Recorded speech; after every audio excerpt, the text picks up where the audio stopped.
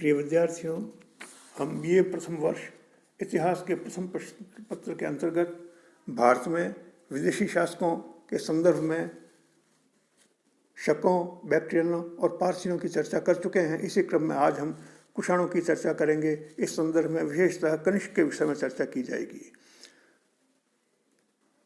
कुषाणों को चीन की यूची जाति से माना जाता है। यूची 5 शाखाओं में विभक्त थे, जिनके अलग अलग नाम थे। इनमें एक का नाम कुईशुआंग अथवा कुषाण था। इस शाखा का नेता कुजुल कदफाइसेस बड़ा ही साहसी योद्धा था। इसके काल में कुषाणों ने बहुत प्रगति की। कुजुल कदफाइसेस का उत्तराधिकारी विम कदफाइसेस था। विम कदफाइसेस के बाद कई लोग ओयम टाकटू का नाम बताते हैं। कुजुल कदफाइसेस जहाँ बौद्ध धर्म का अनुयायी था, विम कदफाइसेस जैन धर्म का अनुयायी था। ओयम टाकटू के बाद माना जाता है कि कुषाण वंश का शासक कनिष्क प्रथम हुआ। कनिष्क 78 ईस्वी में राज सिंहासन पर बैठा माना जाता है। उसका शासनकाल विजय तथा शासन दोनों दृष्टि से अत्यंत महत्वपूर्ण बताया जाता है। कनिष्क के दिग्विजय के अंतर्गत कनिष्क ने गद्दी पर बैठते ही साम्राज्यवादी नीति का अनुसरण किया। उसने सबसे पहले कश्मीर पर विजय प्राप्त की। कश्मीरी लेखक कल्हण का कथन है, कनिष्क ने कश्मीर में कई विहारों और नगरों का निर्माण कराया। चीनी तथा तिब्बती ग्रंथों से ज्ञात होता है कि उसने साकेत तथा मगध पर आक्रमण किया। बंगाल में कनिष्क की मुद्राएं प्राप्त हुई हैं। इससे लगता है कि साम्राज्य बंगाल तक फैला था।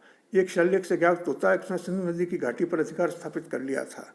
जैंदा और तक्षशिला लेखों से ज्ञात होता है कि कनिष्क का अधिकार कंबोज, गांधार, काहिरा तथा काबुल पर था।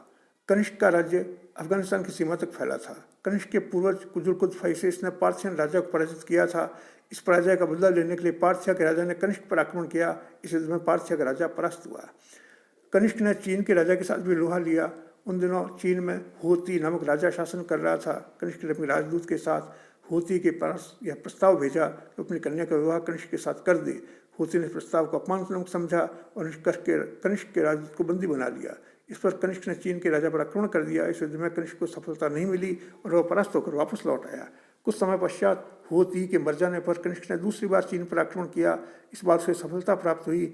वह दोनों चीनी राजकुमारों को बंदी बनाकर अपनी राजधानी में ले आया। उनके रहने के लिए समुचित व्यवस्था की। चीनी साक्ष्यों से पता लगता है कनिष्क ने काशगर, खोतान और यारकंद पर भी अधिकार कर लिया। इस प्रकार कनिष्क का साम्राज्य न केवल भारत वरन दक्षिण पश्चिमी एशिया के भी बहुत बड़े भाग में फैला था। कनिष्क के शासन प्रबंध में अधिक जानकारी प्राप्त नहीं होती, लेकिन जो थोड़े बहुत साक्ष्य प्राप्त होते हैं उससे ज्ञात होता है कि उसने पुष्पपुर अथवा पेशावर को अपनी राजधानी बनाया। इसे पुरुषपुर भी कहा जाता है, जो उसके साम्राज्य के केंद्र में स्थित था। यहीं से वह अपने संपूर्ण साम्राज्य पर शासन करता था। क्योंकि कनिष्क का साम्राज्य अत्यंत विस्तृत था और वह पूर्व पश्चिम में दूर दूर फैला था, अतः कनिष्क ने अपने साम्राज्य को कई प्रांतों में विभक्त किया। प्रांतपति नियुक्त किए जो क्षत्रप या महाक्षत्रप कहलाते थे। सारनाथ अभिलेख से उसके क्षत्रपों तथा महाक्षत्रपों के नाम भी ज्ञात होते हैं। अतः लगता है कि उसने शकों की क्षत्रपीय शासन व्यवस्था का अनुसरण किया। कनिष्क के धार्मिक विश्वासों का ज्ञान उसकी मुद्राओं से होता है। उसकी प्रथम कोटि की वे मुद्राएं हैं जिन पर यूनानी देवता सूर्य तथा चंद्रमा के चित्र मिलते हैं। उसकी दूसरी कोटि की वे मुद्राएं हैं जिन पर ईरानी देवता अग्नि के चित्र मिलते हैं तथा उसकी तीसरी कोटि की वे मुद्राएं हैं जिन पर बुद्ध के चित्र मिलते हैं। इससे अनुमान होता है कि कनिष्क आरंभ में यूनानी धर्म को मानता था, बाद में उसने ईरानी धर्म स्वीकार किया। ईरानी धर्म के बाद में वह बौद्ध धर्म का अनुयायी बन गया।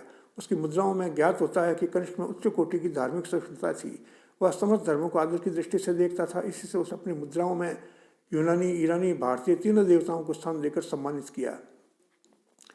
कनिष्क और बौद्ध धर्म के अंतर्गत माना जाता है कि मगध विजय के उपरांत वह निश्चित रूप से बौद्ध हो गया था। पाटलिपुत्र में कनिष्क की भेंट बौद्ध आचार्य अशोकघोष से हुई। उसकी विद्वत्ता से वह इतना प्रभावित हुआ, उसे अपने साथ अपनी राजधानी पुरुषपुर अथवा पेशावर ले गया और उससे बौद्ध धर्म की दीक्षा ग्रहण की। अशोक की भांति कनिष्क में भी उच्च कोटि की धार्मिक सहिष्णुता थी।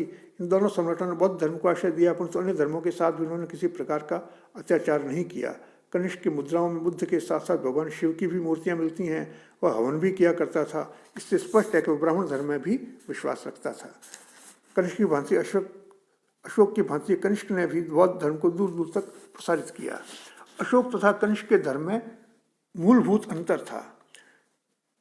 अशोक ने बौद्ध धर्म को स्वीकार कर लेने के बाद युद्ध करना बंद कर दिया था, परंतु कनिष्क जीवन पर्यंत युद्ध करता रहा। अशोक हीनयान का अनुयायी था, जबकि कनिष्क महायान संप्रदाय का अनुयायी था। जिस प्रकार अशोक ने तीसरी बौद्ध संगति पाटलिपुत्र में बुलाई थी, उसी प्रकार कनिष्क ने भी चतुर्थ बौद्ध संगति काश्मीर के कुंडल में बुलाई। इस संगति को बुलाने का ध्येय बौद्ध धर्म में उत्पन्न मतभेदों को दूर करना और बौद्ध ग्रंथों का संकलन कर उन पर प्रामाणिक टीका में भाष्य लिखवाना था।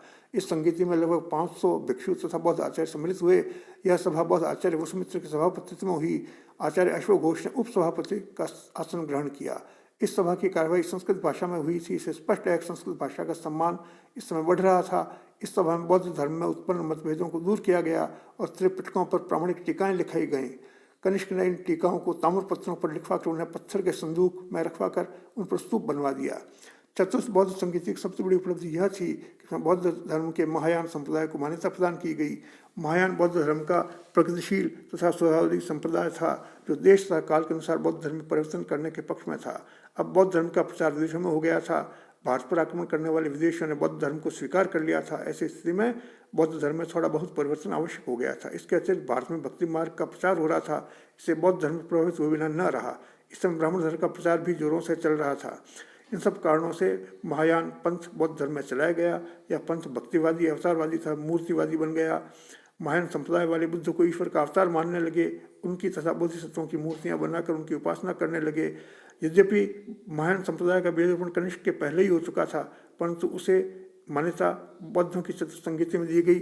उसे कनिष्क ने अपना राजधर्म बना लिया। यह कनिष्क के शासनकाल की महत्वपूर्ण घटना थी। पहले बुद्ध के चिन्हों की पूजा होती थी, अब बुद्ध की मूर्तियों की पूजा होने लगी। कनिष्क कालीन साहित्य के अंतर्गत बौद्ध धर्म के आचार्य वसुमित्र, अश्वघोष तथा नागार्जुन इसी काल की महान विभूतियां थे। अश्वघोष की रचनाओं में बुद्ध चरित्र महत्वपूर्ण है।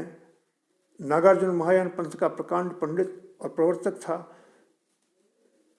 बौद्ध धर्म के उच्च कोटि के विद्वान पार्श्व कनिष्क का गुरु था। आयुर्वेद के आचार्य चरक कनिष्क के राजवैद्य थे। उनकी चरक संहिता भारतीय आयुर्वेद का अमूल्य ग्रंथ है। कनिष्क कालीन कला के अंतर्गत कनिष्क ने नए नगरों की स्थापना की। उसने तक्षशिला के समीप एक नगर बसाया, जिसे सिरपक नामक स्थान पर बसाया गया था। कनिष्क ने दूसरा नगर कश्मीर में बसाया, इसका नाम कनिष्कपुर था, इसे आज कनिष्कपुर कहते हैं। अपनी राजधानी पुरुषपुर में उसने 400 फुट ऊंचा लकड़ी का स्तंभ और बौद्ध विहार बनाया। यहीं पर उसने एक पीतल की मंजूषा में बुद्ध के अवशेष रखवाकर एक स्तूप बनवाया। इस स्तूप का निर्माण कनिष्क ने एक यूनानी शिल्पकार से करवाया। अपने साम्राज्य के अन्य भागों में भी कनिष्क ने बहुत से विहार तथा स्तूप बनवाए। चीनी यात्री वैनसांग ने 170 विहारों तथा स्तूपों का वर्णन किया है। चीनी यात्री फायान ने भी गांधार में कनिष्क द्वारा बनाए गए विहारों को स्तूपों को देखा था। कनिष्क के काल में मूर्तिकला की बड़ी उन्नति हुई। मथुरा में इस काल की कई मूर्तियाँ मिली हैं। गुप्त कला की श्रेष्ठ मूर्तिकला शैली को मथुरा शैली का ही विकसित रूप माना जाता है। मथुरा शैली की संस्कृतियाँ सरलता से पहचानी जा सकती हैं, क्योंकि इनके निर्माण में लाल पत्थर का प्रयोग किया जाता था, जो मथुरा के निकट सीकरी नामक स्थान से प्राप्त होता था। मथुरा की कुषाणकालीन मूर्तियों के दाहिने कंधे पर वस्त्र नहीं रहता, दाहिना हाथ अभय की मुद्रा में उठा हुआ रहता है। मथुरा शैली की कुषाणकालीन मूर्तियों में बुद्ध सिंहासन पर बैठे हुए दिखाए गए हैं। ये मूर्तियाँ विशालकार हैं। इन मूर्तियों पर मूछें नहीं हैं। बालों और मूछों सहित मूर्तियों के निर्माण की कला विशुद्ध रूप से भारतीय है। इस काल में गांधार कला का भी बड़ी उन्नति हुई। कनिष्क तथा उसके उत्तराधिकारियों ने जो बौद्ध मूर्तियाँ बनवाईं, उसमें अधिकांश मूर्तियाँ गांधार जिले में मिली हैं। इससे इस कला का नाम गांधार कला रखा गया है। गांधार कला की बहुत सी प्रतिमाएँ मुद्राओं पर भी उत्कीर्ण मिलती हैं। गांधार कला को इंडो हेलेनिक कला अथवा इंडो ग्रीक कला भी कहा जाता है, क्योंकि इस पर यूनानी कला की छाप है। बुद्ध की मूर्तियों में यवन देवताओं की आकृतियों का अनुसरण किया गया है। इस कला को ग्रीक बुद्धिस्ट शैली भी कहा जाता है। इस शैली की मूर्तियों में बुद्ध कमला सर पर विद्यमान मिलते हैं, किंतु मुखमंडल और वस्त्रों से बुद्ध यूनानी राजाओं की तरह लगते हैं। बुद्ध की मूर्तियाँ यूनानी देवता अपोलो की मूर्तियों से काफ़ी साम्य रखती हैं। महाभिनिष्क्रमण से पहले के काल को इंगित करते हुए बुद्ध की जो मूर्तियाँ बनाई गई हैं, उनमें बुद्ध को यूरोपियन वेशभूषा तथा वस्त्राभूषणों से युक्त दिखाया गया है। कनिष्क का साम्राज्य देश के बहुत बड़े भाग में फैला हुआ था। उसका कई राज्यों से संपर्क था और जिससे उनका व्यापार वाणिज्य बहुत उच्च स्तर पर था।